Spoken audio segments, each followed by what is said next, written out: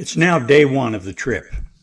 And just to recap, if you remember, I had shipped my bicycle from Dallas out to the bicycle shop that was right next to the San Diego airport. So that was taken care of. And then I had my luggage, which was my saddlebags that I had put in the heavy duty boxes, remember? And wrapped with tape, a lot of tape, really heavy duty tape. So I had two boxes with my saddlebags in them and another box with my tent, air mattress, and sleeping bag in. So I shipped them out. And then I went to the airport, checked in my luggage, and went down to get in line. Now, I was wondering if I would get any weird looks because I was in my bicycle outfit because I didn't want to bring any more clothes than I had to. So I wore my bicycle outfit. But I don't remember getting many looks. A few people looked at me weird. I figure they thought I just came out of Walmart and was supposed to be dressed like this. The flight was kind of uneventful. My favorite kind of flights. I don't like to remember my flights. You only remember flights when something goes wrong. So I don't like to remember flights. I got to San Diego. It was really early. I don't know, 8:30, something like that. And went down to the luggage claim, and there were the three boxes. They had made it. Yo, yo, yo, yo. So I took those three boxes and went over and sat down in the luggage area and faced the first problem of the day. Remember, heavy duty box wrapped in miles and miles of heavy duty tape. And there is nothing sharp in a luggage area of an airport. And you can't carry anything sharp. They won't let you on the airplane. So now I faced the dilemma. How did I ever plan on getting these boxes open? I didn't have a plan. So I started pulling at the tape. Now remember, I wrapped the tape this way and that way and this way and that way. So there was no clear end. I pulled on it and scraped on it and scraped on it. Finally, I got one corner of the box bare. Now, it was made of cardboard. So it occurred to me that if it was wet, I could much more easily tear it and get it open. How would I get it wet? Well, I thought I'd gnaw it. So I picked up the box and started chewing on it until I looked up and saw people. And I realized, oh man, I must really look crazy. So I stopped that and just smiled. And eventually they went away quickly. Then I realized I could take the boxes into the men's room and soak them in the sink. So I carried all three boxes into the men's room, went up to the sink, and took the corner that I had and put it under the sink and started pushing and turning and letting it get wetter and wetter. And as the men came and went, they would glance over, but what could I do? Eventually it soaked through and I was able to work my way in there and get a corner done. Then I pulled and tore and rubbed at that tape. I'm quite strong, but it was still really hard to get that open. But finally, I got enough of the box open and I could pull it apart, right? Remember the K-bar? Razor sharp. Three boxes. I had a 1 in 3 chance that the K-bar would be in that box. You say, surely you noted which box you put the K-bar in. I say, do I look smart? So anyway, I opened the box and you're right, it wasn't there. So I laid that box aside and went to the next box. And once again, tear and bite and soaking and everything like that. Finally got it open. Now I have a 1 in 2 chance of the K-bar being in that. Again, the men came and went and were looking at me odd, soaking these boxes. But I didn't care. So I finally got that box open. 1 in 2 chance. And lucky, there was the K-bar. So now I pulled out the K-bar, razor sharp, Marine Corps fighting knife, exposed in the men's room.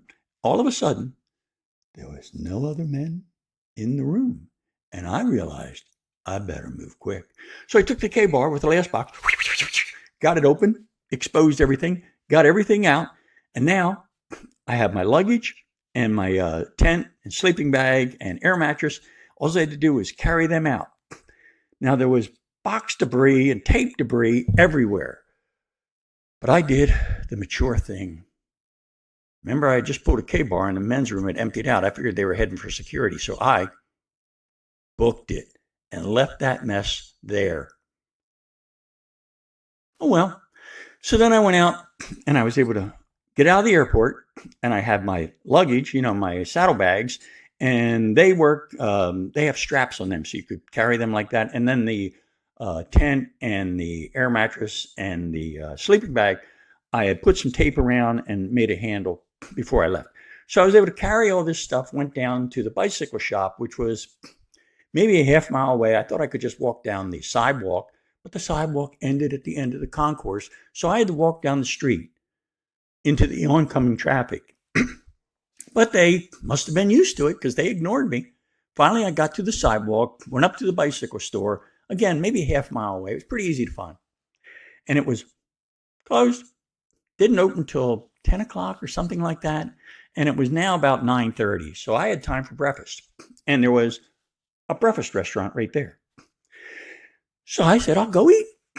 I went over to the breakfast restaurant. Now, in Texas, where I live, on Saturday morning, if you go into a breakfast restaurant, they're really casual, man. It's cool. T-shirts, shorts, bike togs are just fine.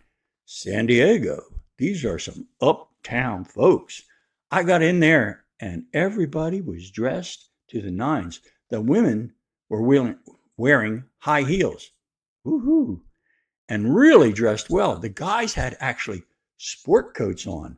Some even had ties. And there's this bozo in his bicycle togs. Remember the padded shorts? I went up to the lady and I said, I need a table for one. She didn't bat an eye. Cool. So 10 minutes later, they gave me a table for one. I sat down, put all my luggage there on the other chairs, and looked around. Most of the people were ignoring me, but some of them were looking at me a little odd. So I know this technique that I've used in the past. When people look at me odd, I kind of do this.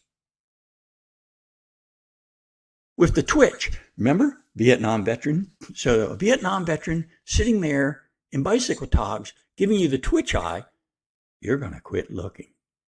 It worked as usual. So I ate my breakfast. Not very memorable. I don't know. Overpriced, of course. And went out. By now, the bicycle shop was open. I went in and told them, I'm Ron Davis, and I shipped you a bicycle. And they said, yes, you did. We got it all ready for you. Ooh, ooh, ooh, ooh. So they got it out, and I had a bicycling computer with me. I had bought at REI. And I'd forgot to pack the bracket that it goes on the handlebars. So I said, you guys have a bracket that'll work with this? And they said, yeah. I said, can you put it on for me? And they said, yeah. So as they're putting it on, I'm talking to the guy and I'm telling him what I'm going to do. Bicycle across the country, raise money for wounded warriors. And I had practiced in Texas. There wasn't many hills in Texas. So I was going to try to avoid as many hills as I can.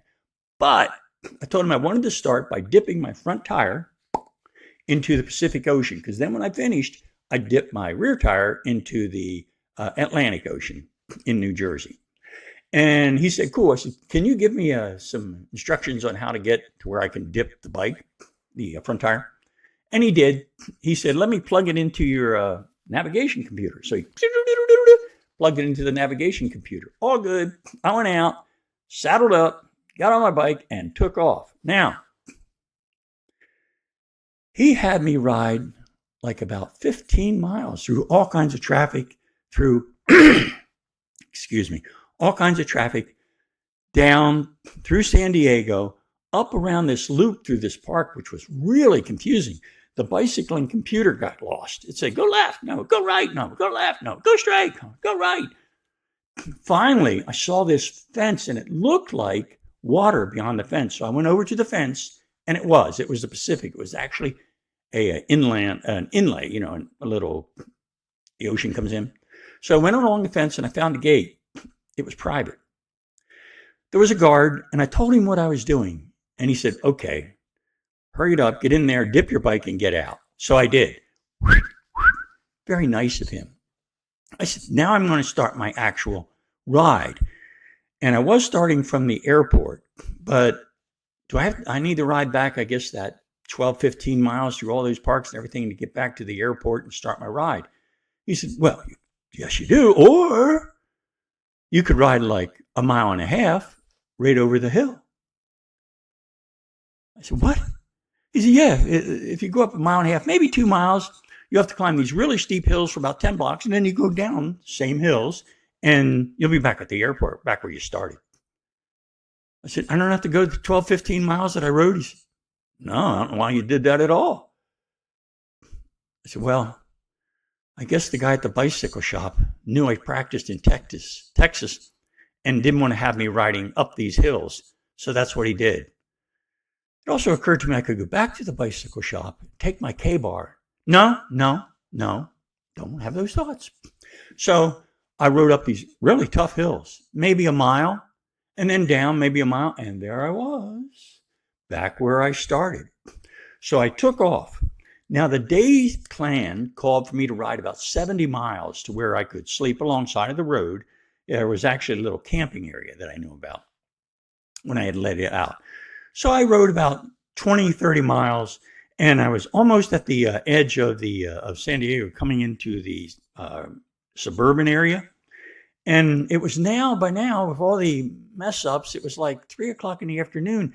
And I realized it would maybe be dark by the time I got to the camping area. So I thought I'll just stay here because there was a little kind of sleazy hotel. I don't care. And I noticed right next to the hotel, or just maybe half block up, there was a bicycle shop. A fortuitous observation. So I checked into the hotel, put my bicycle there, and there was some fast food restaurant. Went over and had fast food. And that was the beginning and the ending of the first day.